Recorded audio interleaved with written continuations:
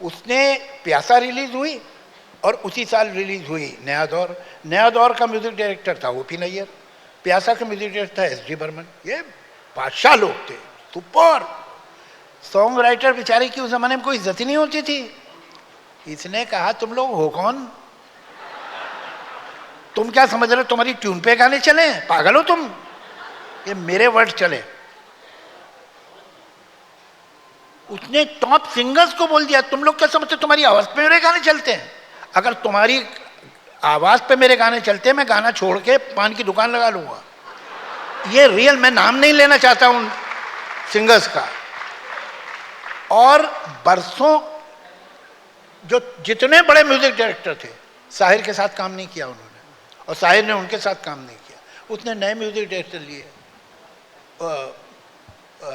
अपना एन दत्ता, खयाम, जयदेव, और इनके साथ सुपरहिट गाने दिए। तो डिमोरलाइज हो गई फिल्म इंडस्ट्री। उसके जो बड़े बड़े सिंगर थे उन्होंने इसका गाना छोड़ दिया, वो तो छोटे सिंगर लेके गाए वो भी सुपरहिट हो गए। तो अल्टीमेटली उसने अपनी पोजीशन इतनी पावर से मनवाई। उसने जो मिनिस्टर इंफॉर्मेशन ब्रॉडकास्टिंग के स्टेज पे बैठे थे, जब गालिब का 100th वो उन्होंने डेथ एनिवर्सरी मनाई थी, तो उस पे जो उसने खड़े होकर पोएम पढ़ी, वो बड़ी हिम्मत की पोएम थी। उसने तुम क्या ड्रामे कर रहे हो तुम लोग, उर्दू तो तुमने खत्म कर दी, गालिब का जश्न कर रहे हो।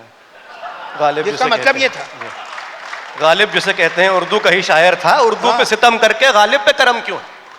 ये तो अभी क्या हिम्मत चाहिए होती है ना ये सारे काम करने के लिए, और आदमी सोचता है कौन पंगा ले भाई। ये आदमी माँ के सामने है और माँ के साथ है, तो एक अजीब सा कैरेक्टर था। अच्छा दर्जा दिल्ली पे आए तो घर लुटा दे, और कभी किसी उसमें तलखी में और किसी गुस्से में और ये किसी चिड़ में आ जाए तो ऐसी जगह हिट करे कि कोई शरीफ आदमी तो नहीं करेगा, वो भी है। तो दोनों चीजें उस आदमी के अंदर मौजूद थी। वो एक आदमी था ही नहीं, वो कई आदमी अंदर थे उसके।